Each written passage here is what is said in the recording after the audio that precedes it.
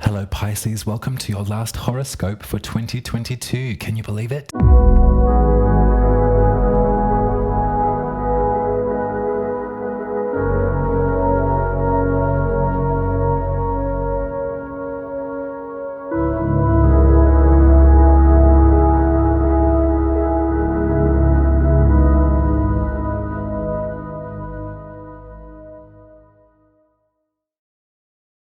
Hello Pisces, welcome back.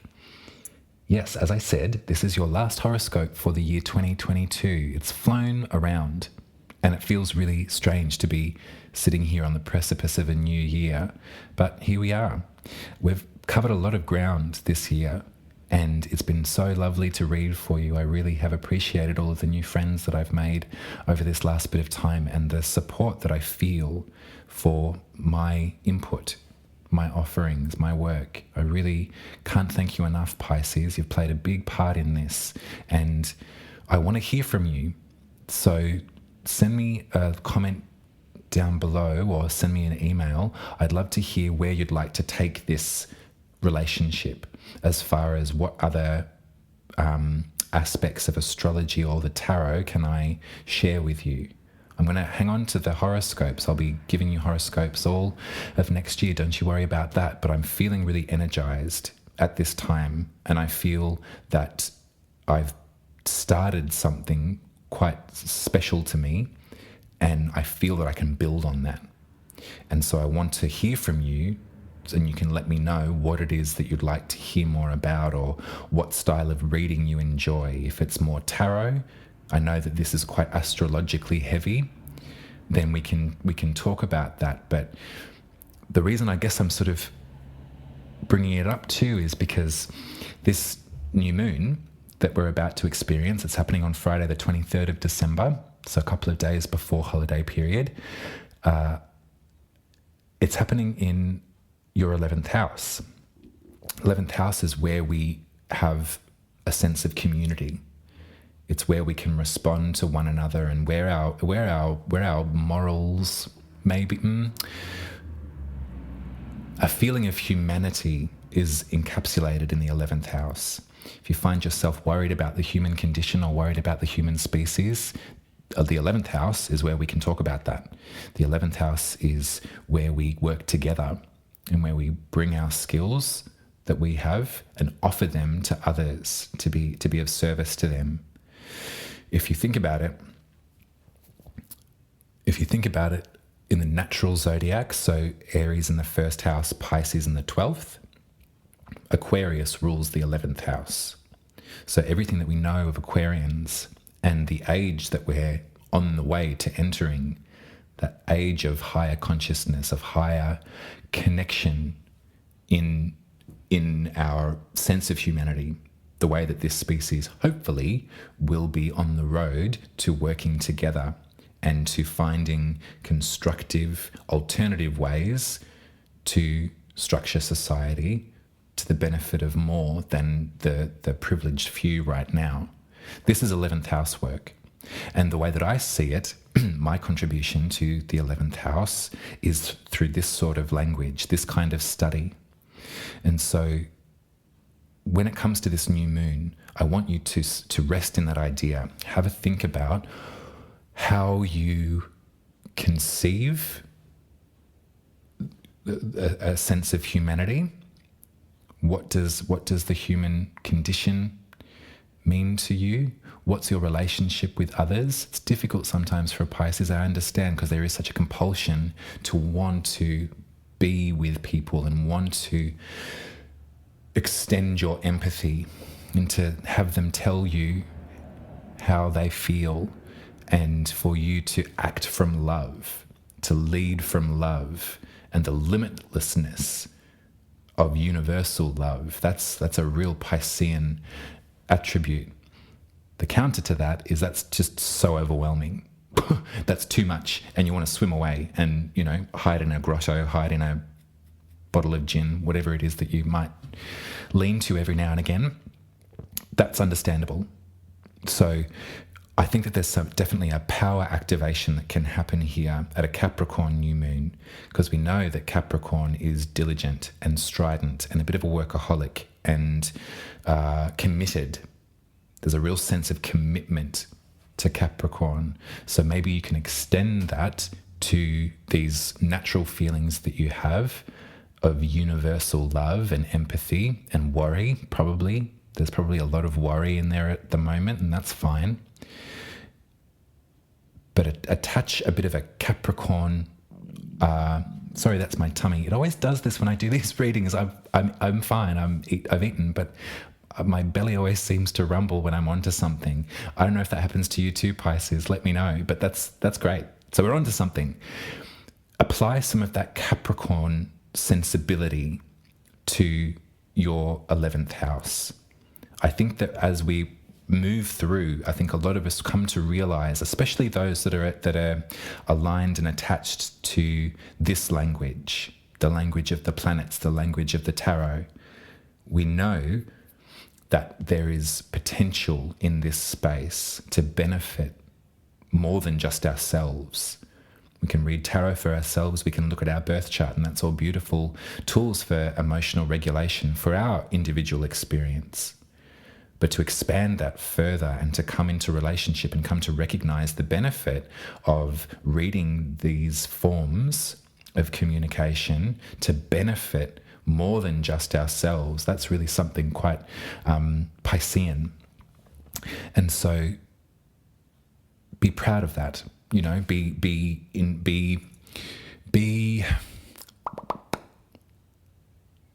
Capricorn about it.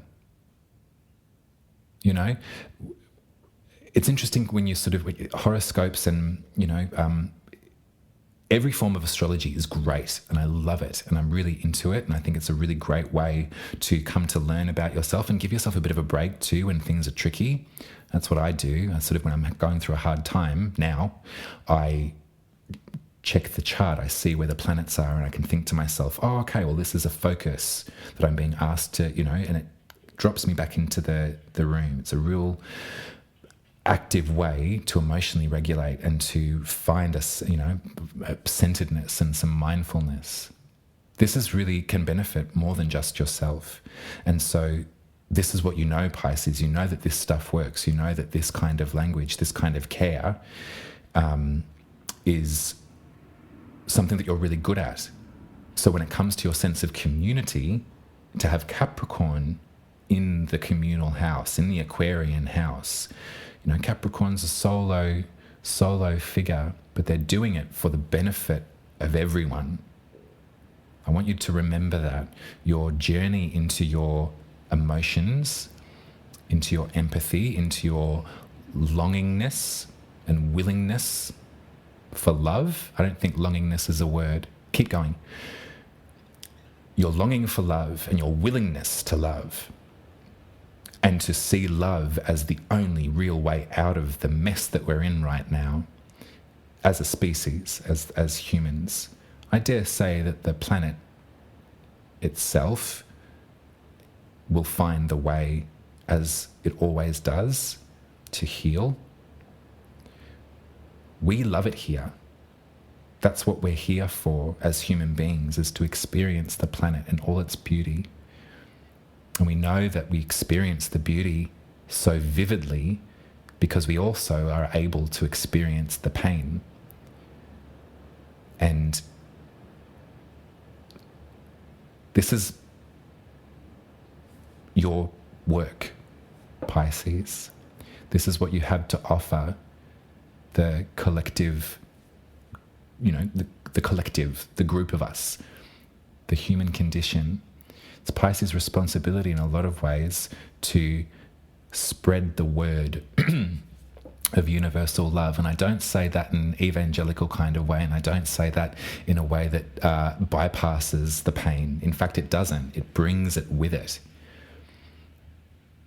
Your feelings are, your sensitivity is to be honoured, and it's to be something that you can feel proud of, and you can feel that you're contributing. If we think back to Capricorn and that compulsion to contribute, that real willingness and longing to contribute in some way, to be practically helpful, you can consider that as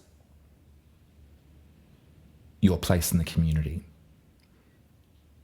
You're good at this, Pisces.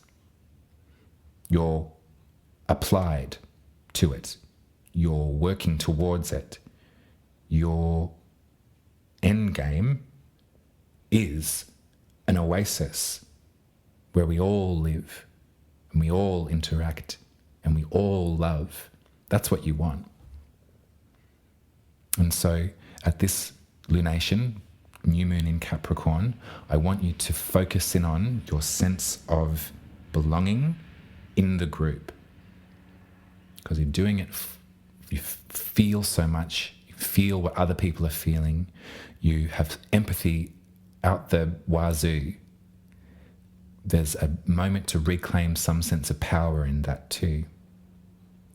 I think I'm looking to Pluto as I'm talking about this, and I can see the slow transit of Pluto through Capricorn from the year 2008 to they'll be entering Aquarius next year for a few months.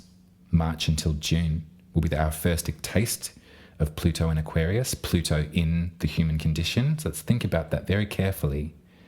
There's going to be a sense of regeneration, of revolution, of starting again, perhaps in some of the ways that we relate to each other. You've already experienced that in your 11th house. This is the great thing about Pisces, and it's probably can go to explain the potentiality maybe of some of that gently psychic ability that you have. Your astrology is one step ahead of the game from the group, you know. Aquarius is your 12th house. That's your unconscious connection. Your 11th house is Capricorn. There's pride there. Pluto's going from Capricorn to Aquarius.